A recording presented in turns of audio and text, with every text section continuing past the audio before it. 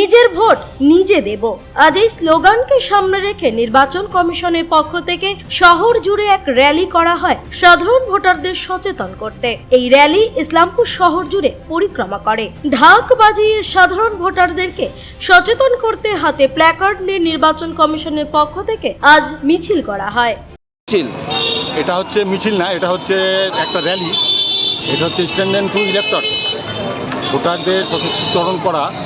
এটা নির্বাচন কমিশনের একটা প্রচার এসভিপির মাধ্যমে, যে প্রত্যেকটা ভোটারকে অ্যাওয়ার করা যে মাই ভোট মাই রাইট, এবং প্রত্যেকে যাতে নিজের ভোট নিজে দেয়।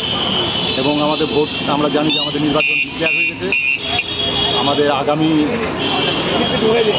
কত তারিখের জন্য ভোট, আমাদের হচ্ছে আমাদের 23 তারিখে হচ্ছে আমাদের ভোট আছে। তো তার লক্ষ্যে এসভিপির মাধ্যমে আমরা জনগণকে আমরা সচেতন করি।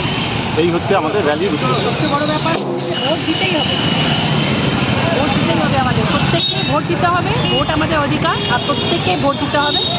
ভোট দিয়ে আমাদেরকে মানে আমাদের হচ্ছে শক্তিশালী সরকার গঠন করতে হবে। এটাই আজকে আমাদের র্যালির উদ্দেশ্য। ম্যাডাম, আপনার নামটা? আমার নাম হচ্ছে স্মৃতি শর্মা, আমি হচ্ছে এসডিপির ওসি। ইসলামপুর থেকে দেবব্রত চক্রবর্তীর রিপোর্ট, কুলিক নিউজ।